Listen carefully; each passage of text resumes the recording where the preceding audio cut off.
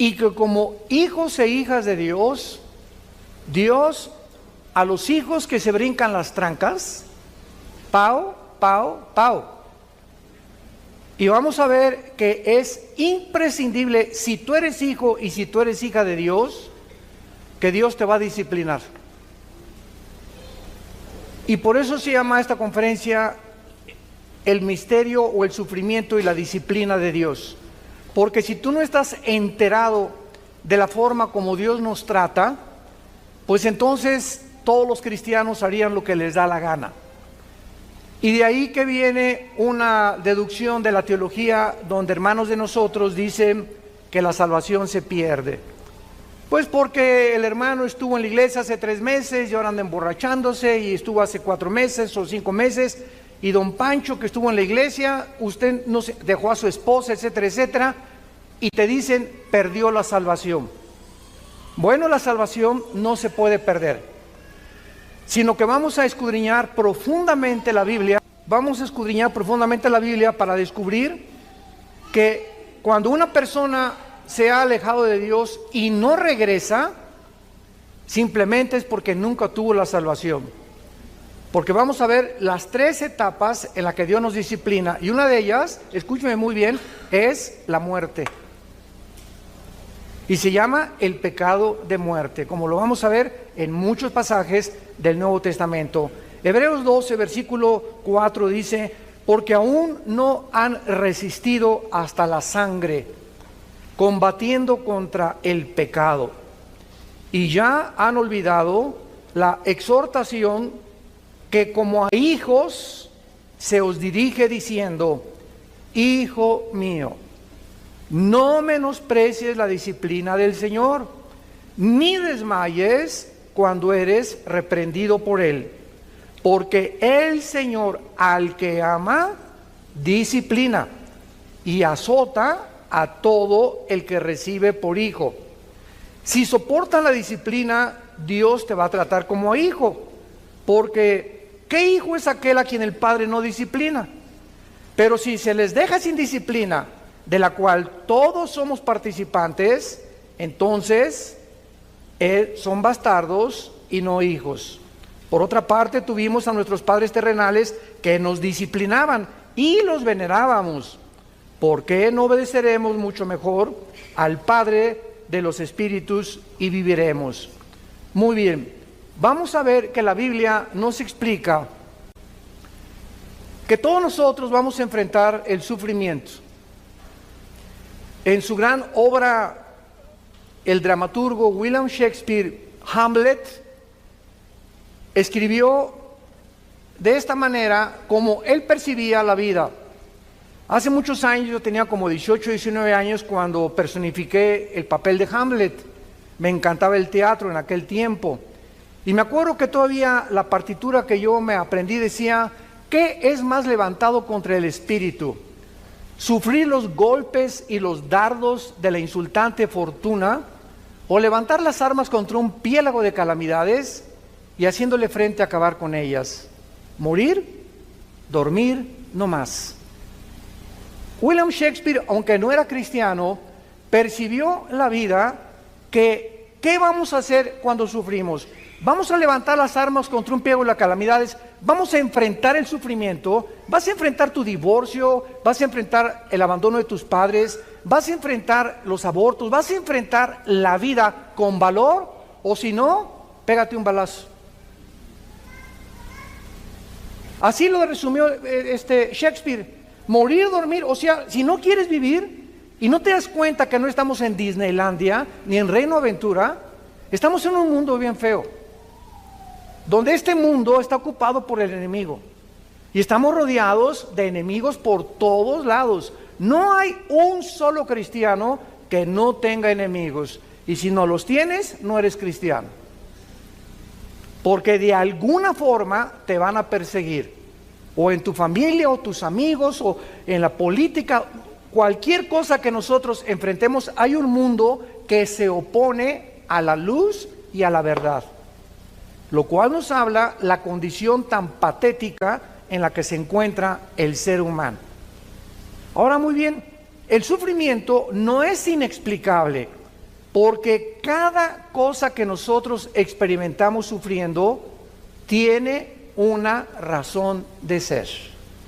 Y vamos a comenzar a abordar esto para que comencemos con una ley bíblica que se llama la ley de la responsabilidad individual. La ley de la responsabilidad individual. La causa más común de los sufrimientos es cuando nosotros mismos nos lo causamos. Es el autoinducido.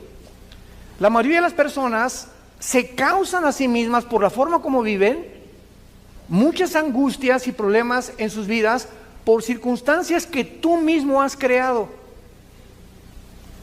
Y la ley de la responsabilidad individual reconoce lo siguiente: toda decisión que tú tomes, un café que te tomes, una película que escojas ir a ver, un carro que compres, la novia, el novio que escojas, el matrimonio, todas las decisiones que tomamos tienen consecuencias, para bien o para mal. Fíjense lo que le estoy diciendo. Nosotros somos responsables de todas las decisiones que hayamos tomado. Si tú te encuentras ahorita con problemas de diabetes o triglicéridos altos o glucosa elevada, es por las pizzas que te cenas. Si tú tienes problemas de hipertensión a los 45, 50 años, simplemente, ¿verdad?, es porque no has cuidado tu salud y porque comes cosas con demasiada grasa y después vienes, hermano, póngame la mano en la panza que tengo aquí, que ya es realmente una catedral del Vaticano. Y yo siempre les he dicho, si viene un gordito a pedirme que ore por él, no oro por él. ¿Por qué? Porque Dios no es la varita mágica. Hemos creído que Dios es un mago, o el mago de Aladino, que va a satisfacer todo lo que nosotros le pidamos, porque no hemos aprendido la ley de la responsabilidad individual. ¿Quieres salud? Cuida tu comida. ¿Quieres salud? Cuida tu bebida. No te lamentes después ni le pidas a Dios sanidad cuando has abandonado tu responsabilidad de lo que comes y de lo que bebes. En Gálatas 6, del 7 al 8, se establece esta ley inexorable. Todo lo que el hombre siembre, el hombre va a recoger. Había un ranchero que le dijo una vez a su esposa: vieja, no hay nada en el campo de sandías. Y llega la señora y le dice: oye, Pancho, pues ¿qué? ¿Ya sembraste semilla de sandías? No, no he sembrado nada. Entonces, ¿por qué esperas, si no has sembrado, que tengas sandías? Y así hay mucha gente. ¿Por qué me va mal en la vida? ¿Por qué no prospero en mis negocios? Y te contesta Dios que has sembrado para que crees que yo te bendiga tus negocios. ¿Qué cosa es lo que has hecho en tu vida para esperar que yo te bendiga? ¿O qué crees que soy Aladino? Ay, Señor, ahora sí estoy enfermo, sáname. Señor, por favor, que me den un trabajo bueno, que aumenten mis ingresos. Muy bien, ¿cuánto has sembrado en la obra de Dios? Y así se podría hablar espiritualmente, económicamente, políticamente. Todo lo que sembramos lo vamos a recoger. Y la ley dice lo siguiente: que la cantidad y lo que tú siembres, el mal que tú hagas, ese es exactamente proporcional al que te va a venir después. Tú le robas a alguien y alguien te va a robar a ti. Tú le debes a alguien y alguien se va a convertir muy pronto en tu deudor. Tú manoseas a tu novia, que no están casados, o la tratas de abusar. Tú no te imaginas cómo te va a ir en tu matrimonio. Ahorita los psicólogos y los ginecólogos han llegado a la conclusión que la mayor parte de los problemas que el hombre sufre de disfunción eréctil son maldiciones de hombres que trataron mal a las mujeres en su juventud o a su ex esposa. Tú tocas a una mujer y le haces daño a una mujer, no te la acabas, no te la vas a acabar, porque Dios es vengador y porque estás abusando de una propiedad que no es tuya. Las mujeres le pertenecen a Dios. Y si no entendemos esto, no podemos como hombres cristianos tener mejores matrimonios ni mejores familias, porque estamos abandonando la ley de la responsabilidad individual. Muy bien, aún Antes que Dios creara al ser humano, decretó el libre albedrío, por lo que nuestras decisiones tienen que tener repercusiones para bien o para mal. Eso es absolutamente lógico. Y todos nosotros somos responsables de nuestras acciones. Y así como hay leyes científicas inexorables, como si yo voy caminando ahorita y doy un paso aquí, no importa lo que yo piense, me voy y me tropiezo, porque la ley de la gravedad postula que todo objeto más pesado que el aire es atraído hacia el centro de la Tierra. Es una ley que funciona de 2 a 3 o de 6 a 7. No, ¿verdad? Es una ley inexorable las 24 horas del día. La ley del electromagnetismo, la primera y la segunda ley, la termodinámica, la ley de la entropía, la ley de las fuerzas nucleares, las fuerzas poderosas y las débiles, todas estas leyes que el universo contiene, gracias a estas leyes existe la ciencia. Si no hubiera una ley perfecta que nunca se atrase en el universo, no podría existir la física, ni las matemáticas, ni la astronomía, ni la astrofísica, ni la física cuántica. Es gracias al orden que tenemos en el universo que existe la investigación científica. De la misma manera, las leyes espirituales no se pueden violar. La implicación de esta ley de la responsabilidad individual es que cada ser humano es responsable. Síganme con mucho cuidado. Una persona madura, y vas a alcanzar la madurez emocional en tu vida el día que le dejes de echar la culpa a nadie. El día que tú sigas, es que yo soy prostituta porque mamá fue prostituta. Y usted no sabe que a mí me crearon un orfanatorio y me botaron y por eso soy bandido o narcotraficante. Y es que usted no entiende que tengo ya 2 maridos que me dejaron y mi conclusión es, todos los hombres son iguales. O mi señora me dejó, yo no me vuelvo a casar porque todas las mujeres son iguales. Cuando nosotros llegamos a estas conclusiones tan absurdas, es porque no hemos entendido esta ley. Vean ustedes en el libro de Ezequiel, en el Antiguo Testamento, capítulo 18, versículo 20, lo que la Biblia dice. Ezequiel 18, 20. El alma que pecare, esa morirá. El hijo no llevará el pecado de su papá o de su padre, ni el papá llevará el pecado del hijo. La justicia del justo será sobre él y la impiedad del impío será sobre él.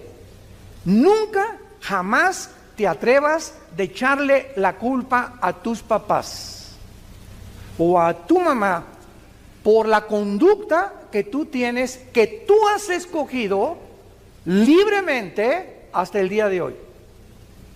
No se culpen padres que pues mi hijo se fue a las drogas o esto por acá, porque él si pasa de los ya 21 años de edad, los papás nos limpiamos las manos. Y ya si después de la mayoría tu hijo agarre el camino que él quiera tomar, no te lamentes, ay pues a lo mejor le di mal ejemplo, a lo mejor sí le diste mal ejemplo, pero ¿sabes qué? Él va a tener que escoger otra cosa que no el mal ejemplo que le diste. Pero no te culpes, porque esa conciencia de culpa en nuestras vidas nos impide que Dios pueda tratar con nosotros. Tenemos que entender, mi hijo ya, ahí te lo dejo, Señor, no me queda más que orar por él, orar por mi hija, nada más. Pero no podemos vivir atormentados, porque ¿sabes lo que va a pasar? Estás lastimando tu matrimonio. Yo conozco a cantidades mamás, ahora en el seminario en la Riviera Maya que tuvimos en octubre del mes pasado, más de 200 parejas tenemos cada año de Centroamérica, Paraguay, vienen de todo el mundo, hasta de España vienen. Llegó una pareja con Marta, mi esposa, y nos dijo, ay hermano, es que pastores, ustedes no saben, mi hija y se casó muy mal, etcétera, etcétera. Le digo, ¿cuándo se casó su hija con ese gavilán? Y me dice, pues ya tienen como 4 o 5 años. Y le digo, ¿usted tiene 4 o 5 años, señora, lamentándose y sufriéndose por la decisión que su hija tuvo? Usted no puede seguir así. Y me dice el esposo, claro, ya ves, tenemos 4 años tú y yo de infelicidad. Todos los días llorando por ella, y tú y yo no tenemos comunicación, simplemente porque abandonó su matrimonio y se concentró en la hija que se casó con un gavilán. ¿Sabes una cosa? Déjala que el gavilán pollero se la lleve. Señora, le dijimos mi esposa y yo, usted no es diosa. Usted no va a cambiar a su hija ni a su esposo. No nos queda más que orar por ellos. No nos queda más que orar por ellos. No puede ir con un martillo y darle un martillazo en la cabeza al gavilán. Tenemos que aconsejarlos, pero no pueden personas ajenas robarnos nuestra felicidad, porque ellos son responsables de todas las decisiones que ellos tomaron. Cuando nosotros entendamos este concepto, vamos a sentir más felices al lado de Dios. Ahora, muy bien, nadie crea, ni tampoco esperes, que ni se te atraviese el pensamiento de creer que te vas a salir con la tuya. Ninguna persona que haya hecho algo va a salirse con la suya, ni tampoco escapar las consecuencias de Dios. Veamos dos pasajes en el Antiguo y en el Nuevo Testamento. En Jeremías capítulo 16, versículo 17, dice así, Jeremías 16, 17, dice Dios, mis ojos están sobre todos tus caminos, los cuales no se me ocultaron, ni tu maldad se esconde de la presencia de mis ojos. No hay nada, absolutamente nada que hagas encerrado en el closet que Dios no vea. Todos nosotros cuando pecamos, o como una vez me dijo unos papás de su hijo con su novia, que estaban teniendo relaciones sexuales antes de casarse. Y estos muchachos estaban en la alabanza de una iglesia allá en Centroamérica. Y cuando nos los trajeron a mi esposa y a mí, les dije a esta pareja de jóvenes, ¿saben ustedes por qué hacen lo que hacen? Porque creen que Dios no los ve. Si ustedes creyeran realmente que Dios los ve, no harían lo que hacen escondidas. ¿Y cuántos hombres, cuando se van de viaje y rentan un hotel, rentan una película pornográfica, por qué creen que la rentan? Porque creen que Dios no los ve. ¿Y saben cómo se llama esto? La falta del temor de Dios. La falta del temor de Dios. Y el temor de Dios es el principio de la sabiduría. Si realmente creyéramos que Dios nos ve las 24 horas del día, no haríamos lo que hacemos cuando nadie nos ve, porque Él nos está mirando. Y el otro pasaje está en 1 Timoteo 5, 1 Timoteo 5, versículo 24 y 25, y dice el apóstol Pablo, 1 Timoteo 5, 24 y 25, los pecados de algunos hombres se hacen patentes, o sea, conocidos, antes que ellos vengan a juicio, más que a otros se les descubren después.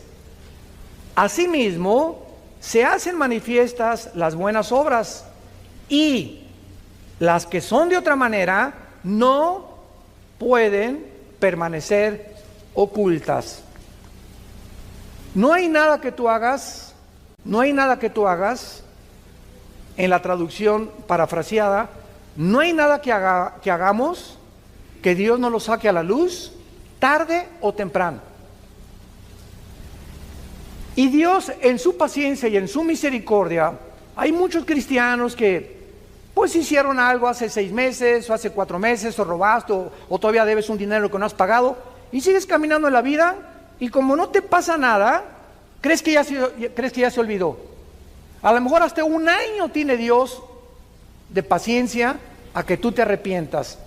Pero dice la Biblia que tus pecados te alcanzarán. Lo que tú hiciste el año que entra, o dentro de 2 años, o dentro de 3 años, nos va a alcanzar ese mal que hicimos tarde o temprano. De acuerdo a lo que hayamos hecho, no nos escapamos del juicio de Dios.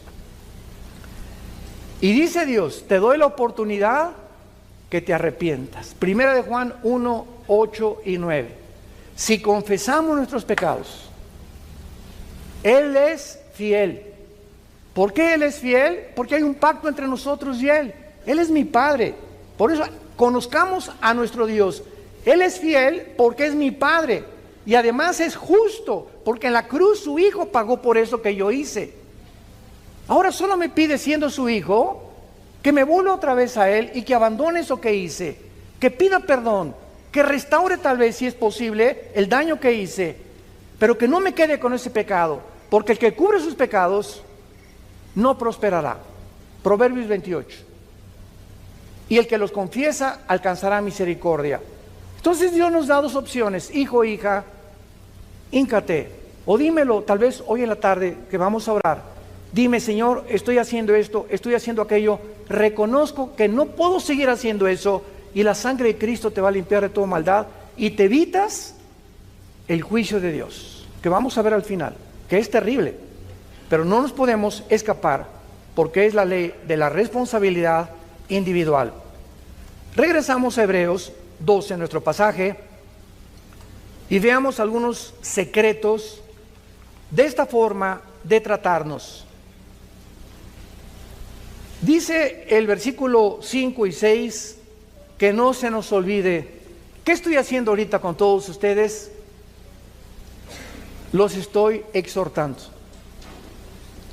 La profecía exhorta, consuela y edifica. Ya el profeta del Nuevo Testamento no es: te vas a casar con una muchacha que va a llegar de verde dentro de 2 semanas a la iglesia, o el presidente de esta nación va a hacer esto y va a salir esto y aquello. Esas profecías, ¿verdad? Siempre les he llamado yo marihuanadas.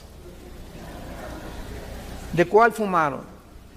El profeta del Nuevo Testamento, 1 Corintios 14:3, es la persona que habla para exhortar, para edificar o para consolar con la Biblia. Ya no es para el futuro, porque el futuro está completamente revelado ya aquí en los 66 libros de este maravilloso libro que se llama la Biblia. Entonces dice Dios: no te olvides de la exhortación. Y ahorita Dios, a través de la Biblia, yo estoy haciendo esto, y apunto un dedo a ti y me apunto 3 a mí. O sea, no creas que yo tampoco me escapo de esto, porque nosotros somos los primeros, a los líderes, a quienes Dios nos juzga. Antes que Dios juzgue a la iglesia, comienza con aquellos que son líderes en su casa, los hombres, en tu trabajo, en tu oficina, políticamente, a los jueces, a los magistrados, a los gobernantes, a los presidentes de la república. Les cae tarde o temprano el hacha que ya está puesta en la raíz del árbol. Entonces, no olvidemos esto que va a decir Dios: hijo mío, no menosprecies mi disciplina. La palabra disciplina en el griego es la palabra pedagogos. De ahí viene la palabra pedagogía, que se usa para educar a los niños. A un niño en la primaria, desgraciadamente muchos maestros no lo saben, la educación no, escuchen esto, la educación no consiste en solamente un input o meter data o conocimiento en las mentes del niño. El niño sabe de historia, de geografía, tal. La educación básicamente bíblica está relacionada con formar el carácter, conformar la formación del carácter. Es lo que significa pedagogos en el griego, formar el carácter. Es importante que el niño, aparte que reciba información desde la primaria, sepa que tiene que llegar con los zapatos boleados, que no puede hablar en el salón porque hay disciplina, que tiene que respetar a sus amiguitos y no estar hablando cuando la maestra esté en el pizarrón, que tiene que llegar en punto a las clases, y la responsabilidad y la disciplina que se adquiere en las escuelas desde los niños es lo más importante para cuando ellos crezcan en su carácter. Decía J. Ed Hubbard, que fue el presidente y fundador del FBI, de la Oficina Federal de Investigaciones en Estados Unidos, que sirvió a 4 presidentes en Estados Unidos como jefe del FBI. Antes de morir, Hubbard dijo estas palabras: la característica de todos los delincuentes juveniles en las cárceles que he visitado El principal factor es que todos ellos creen que el mundo está en deuda con ellos. Que el mundo les debe algo. Y son muchachos amargados que crecen, nunca en la casa no los disciplinaron, en la calle se pasaron los altos, insultaron a la policía, tarde o temprano acabas en la cárcel. Porque vivimos un mundo con reglas y tú no puedes ir contra la autoridad porque recibe las consecuencias en tu propia vida, en tu familia, en tu matrimonio, en tu trabajo. Entonces, si nosotros creemos y nos victimizamos, es que yo sé cómo soy porque nadie me quele. Cuando mataron al presidente Kennedy, 1962-63, en la ciudad de Dallas, Texas, Lee Harvey Oswald, un muchacho que fue entrenado en Rusia y que supuestamente parece que él fue el asesino, parece que fueron 2 balazos los que le dieron, etcétera, etcétera. Cuando comenzaron a investigar la vida de este muchacho, Lee Harvey Oswald, descubrieron que había sido criado en un orfanatorio y que su mamá lo había abandonado, lo metieron a otro orfanatorio y también lo volvieron a abandonar. Y entonces, si no lo hubieran matado, los jueces en Estados Unidos y en la América Latina, escuchen esto, están victimizando a los ladrones y a los asesinos. No, es que él, si no hubiera tenido sus papás, es que si no hubiera tenido esa mamá, vamos a darle una sentencia más leve. ¿Sabes una cosa? Él hizo lo que hizo porque él lo quiso hacer. Y cuando le echamos la culpa, que somos víctimas de las circunstancias, ¿sabes de dónde viene eso? De Freud. El medio ambiente me hizo ser como yo soy. Soy el resultado del medio ambiente en el cual yo me desenvolví. En Estados Unidos hay un grande predicador que le decían el segundo que iba a ocupar a Dr. Billy Graham cuando muriera, que se llama, porque él vive, James Robinson. Él pertenecía a los Bautistas del Sur, allá en Texas, y este muchacho nació a los 6 meses, su mamá lo echó un bote de basura. Lo recogió una prostituta del bote de basura cuando él tenía, antes del año de nacido. La prostituta lo estuvo criando y amamantando como 1 año y lo volvió a echar a otro basurero cuando tenía 3 años de edad. Lo recogió otra tercera prostituta y esta tercera prostituta lo crió como 3 años y lo internó en un orfanatorio porque declaró que no lo podía seguir manteniendo. James Robinson se creó con todos estos antecedentes en un orfanatorio y a los 16 años un pastor fue a predicar al orfanatorio y él se convirtió. Y se convirtió en el predicador más grande que Estados Unidos ha tenido después del Dr. Billy Graham. Ahora él se dedica a cuidar niños con su esposa que necesitan ayuda de comida en el África.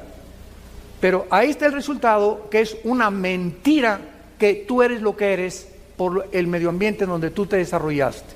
Que tu papá le decían el Chapo de Querétaro, a tu mamá le decían la prostituta de aquí de San Miguel Allende, y a ti te hicieron lo que quisieron. Nada justifica delante de Dios lo que tú has decidido ser.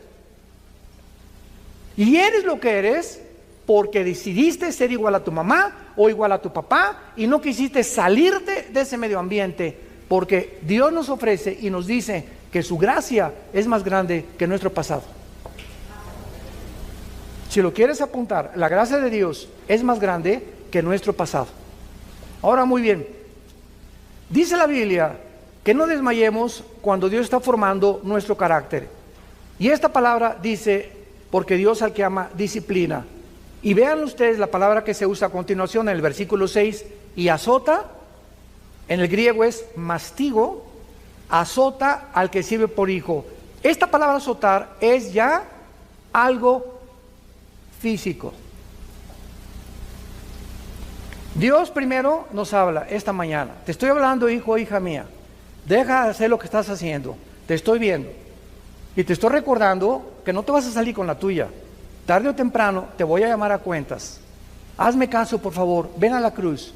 Ahí está la sangre tan fresca como hace 2000 años para que te arrepientas. Pero si tú insistes en eso, ya no te voy a hablar porque vas a endurecer tu corazón.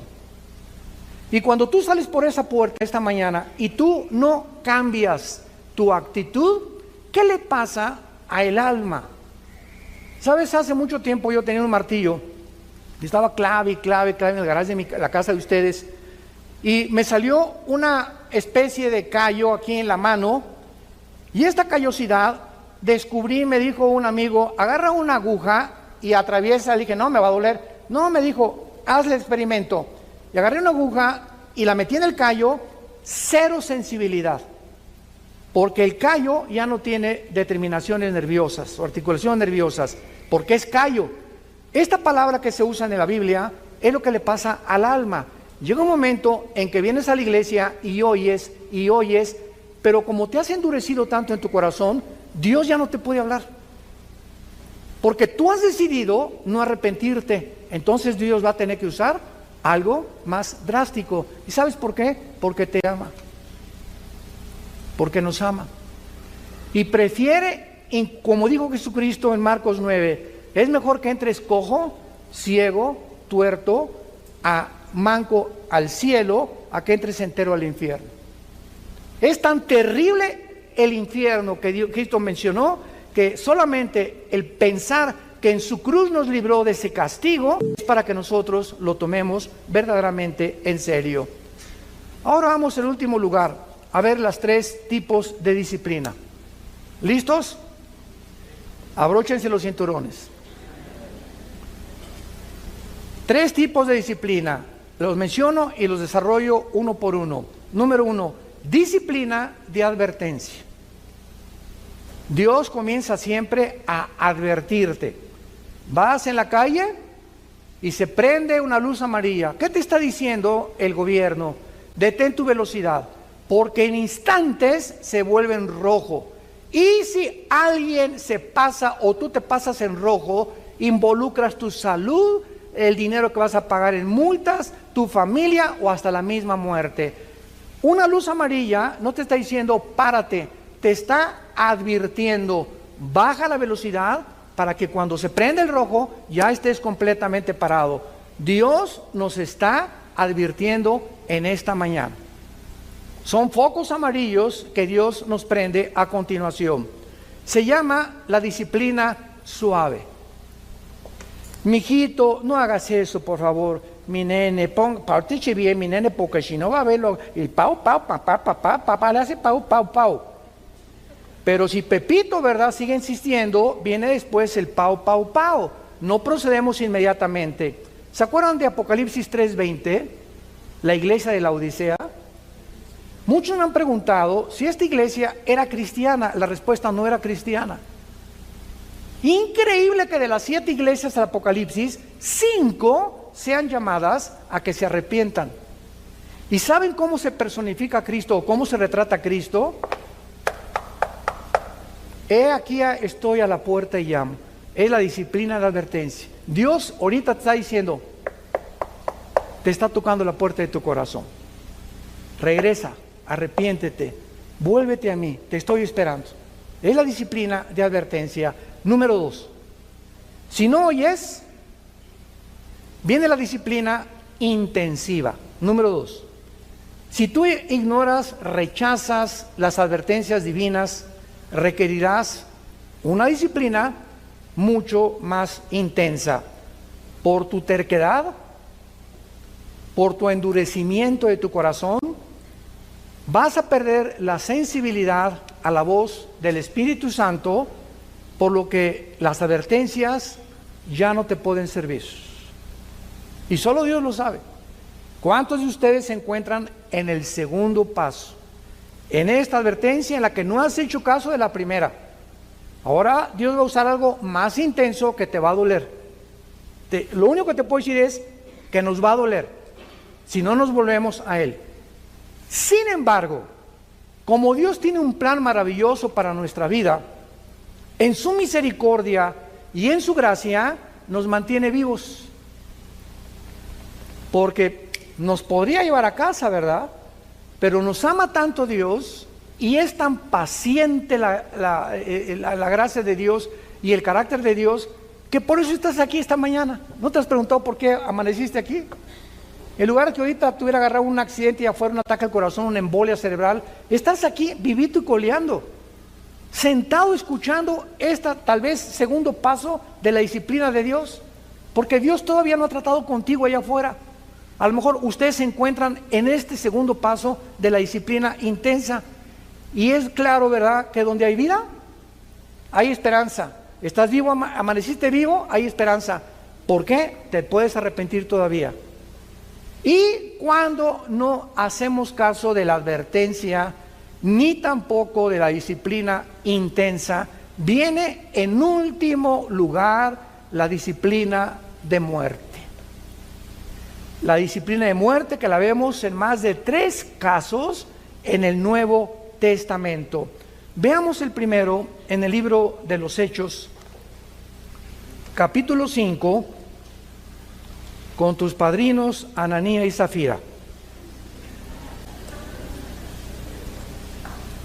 En el libro de los Hechos, capítulo 5, vemos un caso atónito, un caso sorprendente, que tal vez al principio choca con nuestra mente, contra la mente de Dios, y nos preguntamos cómo puede llegarle a suceder esto a un ser humano.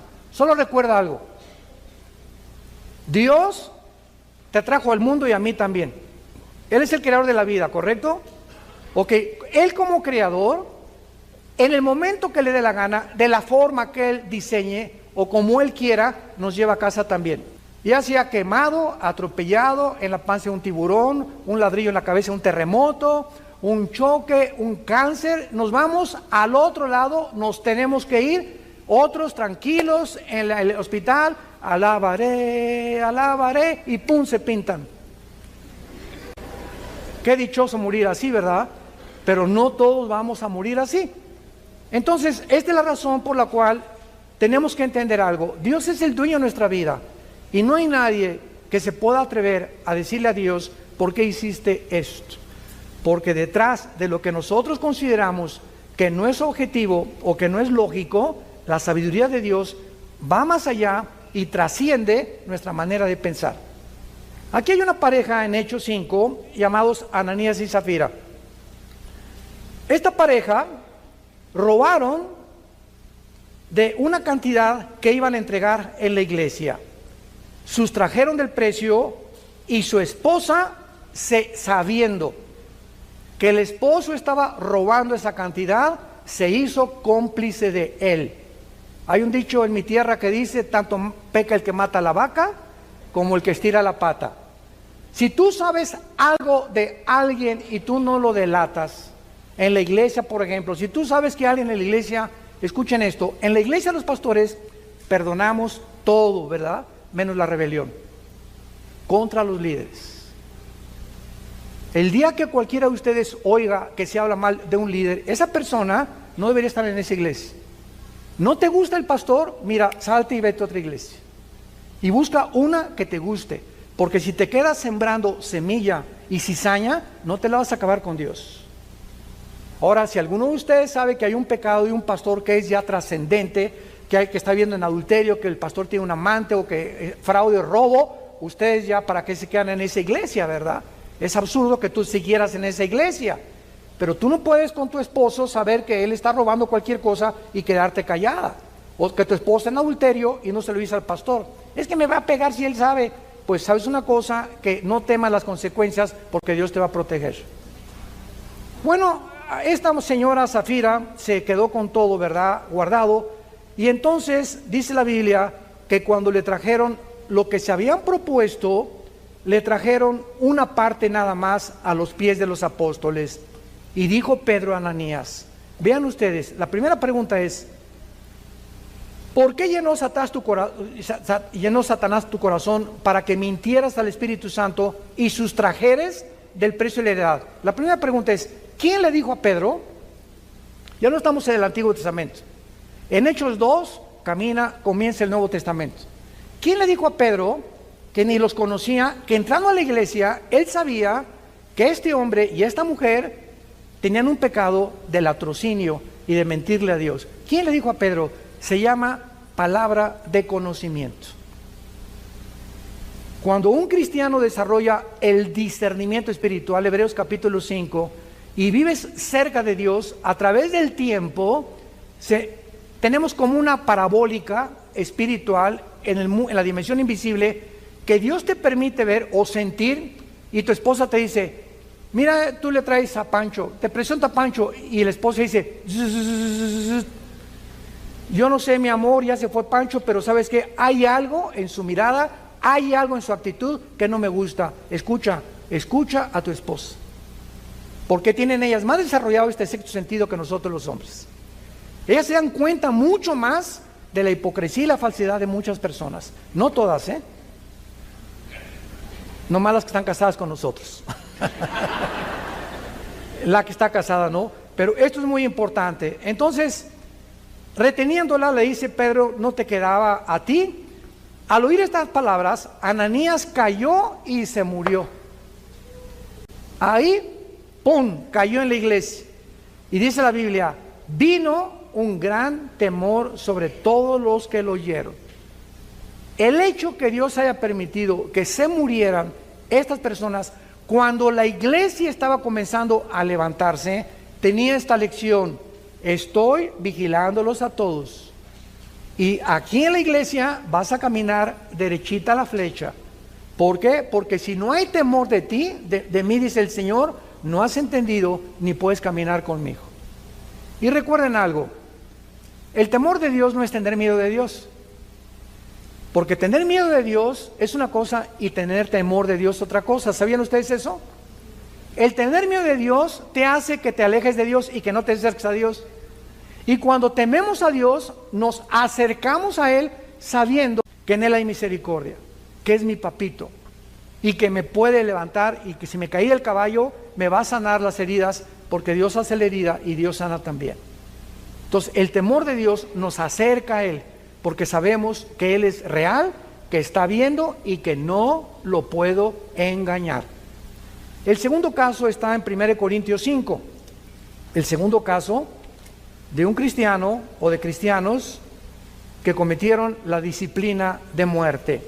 En este caso de 1 Corintios 5, de cierto se oye, dice Pablo, que entre ustedes hay un problema sexual.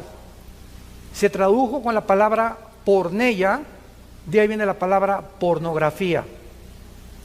Cuando vean ustedes fornicaciones, cualquier pecado fuera del matrimonio o cualquier relación sexual fuera del matrimonio es fornicar. Oigo, dice Pablo, que en la iglesia hay un pecado sexual.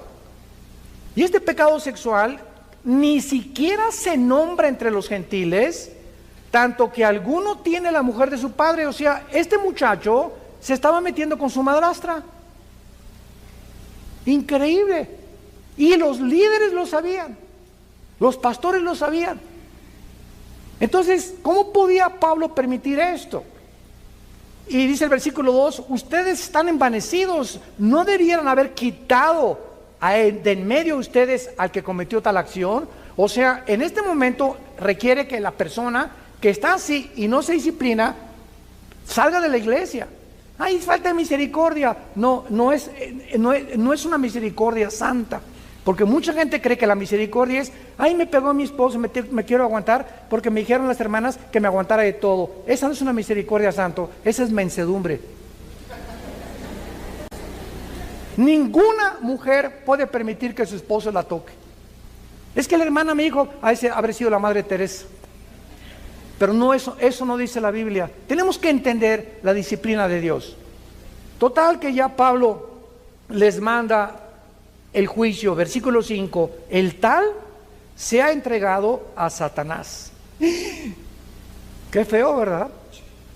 Este muchacho que se ha entregado al padre y al príncipe de este mundo, al que tiene el derecho de la muerte, para destrucción de la carne, o sea, para que muera físicamente, a fin de que el espíritu sea salvo en el día del Señor. Este muchacho era cristiano. Y a pesar que vivía en ese pecado, no había más que llevárselo al cielo antes de tiempo. Pero él no podía perder la salvación porque era hijo de Dios. Dios prefirió llevárselo a que siguiera teniendo problemas sexuales en la iglesia. El segundo caso está aquí en Corintios capítulo 11. 1 Corintios capítulo 11 es el tercer caso. Y en este caso, en el versículo 27, está relacionado con la cena del Señor. 1 Corintios 11, 27. De manera que cualquiera que coma este pan o bebe esta copa del Señor indignamente será culpado del cuerpo y la sangre del Señor. Por tanto, pruébate cada vez que tomas el pan en la cena del Señor y bebes la copa. ¿Por qué? Porque el que come y bebe indignamente, sin discernir el cuerpo del Señor, juicio come y bebe para sí. Por lo cual, o sea, porque había cantidad de cristianos ahí en Corinto que tomaban la cena del Señor como si fuera una concha. Hay muchos debilitados y muchos, no oigo, duermen. Muchos estaban muriendo en la iglesia porque estaban cometiendo el pecado de muerte. Beber cuando tú tienes la cena del Señor y no arrepentirte, te lo suplico, te lo ruego, hermano, hermana, no tomes la cena del Señor. No la tomes. No te atrevas a hacerlo. No te atrevas a hacerlo. Ahora, si no te atreves a hacerlo, es porque tu pecado está escondido y no te quieres arrepentir. O sea, ¿cuál es el propósito de la cena del Señor? Que nos da la oportunidad de Dios, una vez al mes, no sé cuántas veces al mes toman aquí la cena del Señor, nosotros casi siempre una vez al mes, nos da la oportunidad a Dios, una vez al mes, de reconciliarnos con Él. Y cuando tomo la cena del Señor, le estoy diciendo, Padre, no tengo pecados escondidos. Y en ese momento, agachas tu cabeza, Padre, ilumíname, si tengo algo, si le grité a mi esposa, te prometo que hoy llegando la voy a llevar a comer al mejor restaurante, o nuestro topito, se le voy a pedir perdón, le voy a pedir perdón a mis papás, le voy a pedir perdón a mi esposo, voy a arreglar la deuda que tengo, Señor. En ese momento nos da la oportunidad de arreglarnos, de ponernos a cuentas con Él, porque si te atreves a tomar la cena del Señor y mantienes el pecado, que Dios te da la oportunidad de confesarlo, estás expuesto a un juicio de Dios muy, muy, muy grave.